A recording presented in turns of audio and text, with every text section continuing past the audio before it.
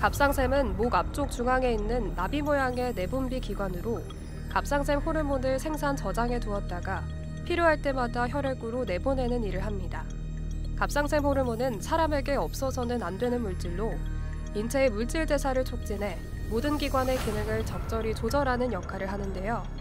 갑상샘암은 갑상샘에 생긴 혹을 갑상선 결절이라고 하는데 이는 양성과 악성으로 나누고 이 중 악성을 갑상샘암이라고 합니다. 현재까지 갑상선암의 원인으로 알려진 것들은 방사선 노출, 가족력, 이전의 갑상선 질환 병력 등이 있을 수 있겠습니다. 특히 방사선 노출은 갑상선암의 가장 확실한 위험 인자로 알려져 있으며 방사선량이 높을수록 발생 위험도가 증가하는 것으로 알려져 있습니다. 과거 원전 폭발이나 원폭 피해자들 사이에서 발생률이 높았다는 사실은 이미 잘 알려져 있는 얘기들입니다. 그리고 가족성 대장 용종증이나 가드너 신드롬 같은 유전적인 가족성 증후군이 있는 경우에도 발생률이 증가하게 됩니다. 건강보험 심사평가원에 의하면 지난 5년간 국내 갑상샘암이 11% 늘었는데요. 이 중 남성 환자는 63,937명에서 78,944명으로 23.4% 증가했고 여성 환자가 292,257명에서 314,144명으로 8% 정도 늘어났습니다. 갑상샘암은 환자의 약 80%가 여성이라고 알려진 만큼 남성은 위험성을 인지하지 못하는 경우가 많은데요. 하지만 남성 갑상샘암은 여성보다 치료가 어렵고 예후가 좋지 않은 경우가 많아 주의해야 합니다. 갑상선암은 다른 암과 마찬가지로 초반에는 대부분 무증상입니다. 그래서 검진하다가 우연히 발견되는 경우가 대부분인데요. 그러나 점차 진행하면서 목 앞쪽에 단단한 덩이가 만져진다거나 하는 증상이 있을 수 있겠으며 심해지면 호흡곤란, 성대마비로 인한 목소리 변화, 음식물을 삼키기 어려운 증상 등이 나타날 수 있겠습니다. 하지만 요즘은 검진들을 워낙 많이 하시기 때문에 그렇게 심한 상태로 내원하시는 분들은 드물고요. 대개는 무증상으로 병원에 오십니다. 갑상샘암이 생겼다면 암 부위를 절제하는 수술을 고려해야 합니다. 과거에는 암이 생긴 부위와 범위에 따라 목을 5cm 이상 넓게 째고 갑상샘을 절제했는데요. 그러나 눈에 띄는 부위인 만큼 흉터로 인한 불편함이 크고 합병증 위험이 있어 수술 부위를 최소화하는 방법이 지속 개발되고 있습니다.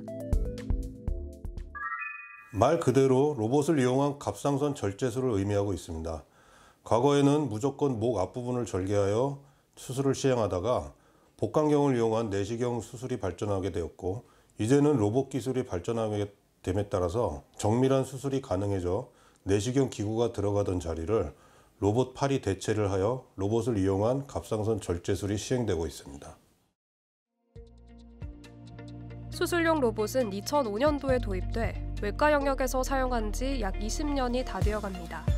갑상샘 수술에서도 2006년 전 세계 최초로 우리나라에서 로봇 갑상샘 수술이 시작됐는데요. 로봇 갑상샘 수술 초창기에는 작은 갑상샘암에서만 적용했지만 점차 수술 기법이 발전함에 따라 수술 적응증도 늘고 있습니다.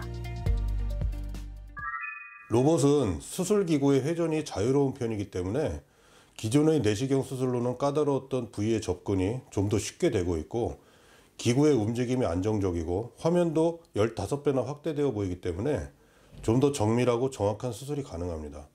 이는 회복 시간을 단축시키는 효과도 기대할 수 있는데요. 다만 모든 환자가 로봇이 항상 적합한 것은 아니기 때문에 의사와 상담을 통해 수술 방법을 정하는 것을 권해드립니다. 단점은 아무래도 비용적인 측면을 들 수가 있고 수술 준비 절차가 좀 복잡한 편입니다.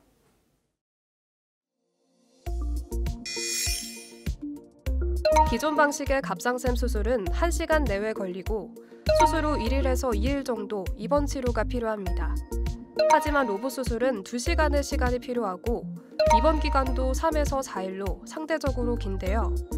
기존의 수술법보다 로봇 수술의 시간이 더 걸리는 이유는 수술에 필요한 추가 절차가 필요하기 때문입니다.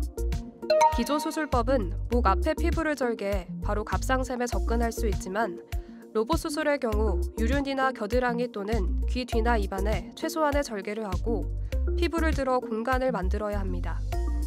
그런 다음 그 안에서 로봇팔을 정확히 배치하고 연결하는 과정이 기존 수술보다 더 세밀하게 이루어져야 합니다.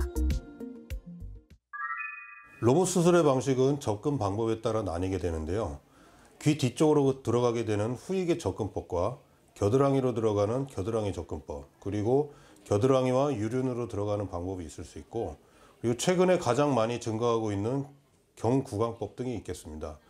적합한 수술 방법은 환자마다 상담을 통해 가장 정확한 것을 찾는 것이 좋겠습니다. 로봇 수술이 흉터가 적고 수술 시야가 더 확대돼 보이기 때문에 보다 정밀한 수술이 가능하나 후유증이 아예 없는 것은 아닙니다.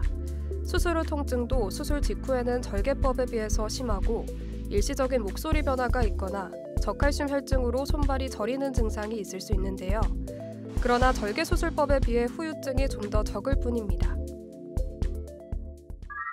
환자의 절제 부위는 이전부터 해오고 있던 내시경 갑상선 절제술과 동일하다고 생각하시면 될 것 같습니다.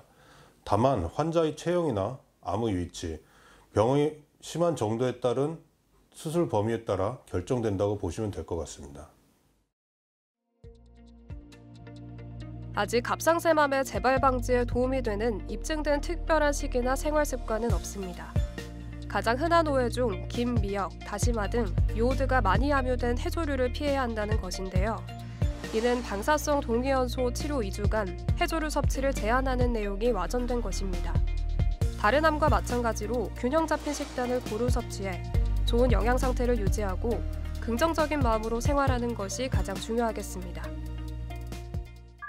수술 후 주의사항은 일반적인 갑상선 절제 수술 후의 주의사항과 다를 바 없다고 보시면 될 것 같습니다. 다만 가장 신경 쓰는 것이 수술 후 출혈이므로 수술 후 초반에는 과격한 움직임 같은 것은 좀 삼가야 하고, 운동 열심히 하고 숨 크게 잘 쉬고 해주시면 빠른 회복에 도움이 될 것입니다. 여기서 잠깐! 잘못된 의학 상식을 바로잡아 건강도 지키고 상식도 키우는 Yes or No.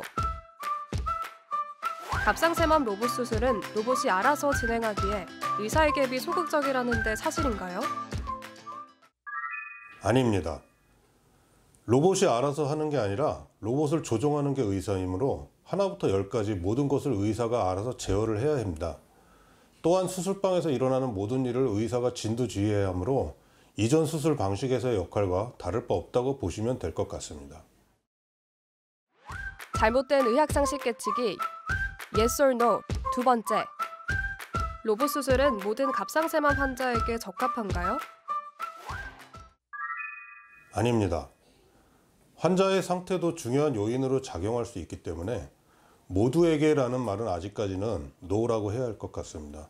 하지만 그 간격이 점차 줄어들고 있는 것은 사실입니다. 많은 전문가가 수술 전 지나친 걱정도 안 좋지만 수술 후 추적 검사와 외래 방문을 소홀히 하게 되는 것이 더 큰 문제가 된다고 이야기합니다. 갑상샘 기능 유지와 재발 방지를 위해 처방된 갑상샘 호르몬제를 잘 복용해야 하고, 무엇보다 조기에 재발을 발견하기 위한 정기적인 검사가 중요하겠습니다. 로봇은 더 이상 미래의 전유물이 아닙니다. 특히 지금 모든 분야에서 AI의 발전 기술이 놀라울 정도로 속도가 빠르고, 이는 갑상선 수술 분야도 예외가 아닙니다. 이러한 로봇의 성장 속도를 고려할 때 가까운 미래에는 좀 더 당연하고 미래지향적인 수술법이 되어 있지 않을까 예측해 봅니다.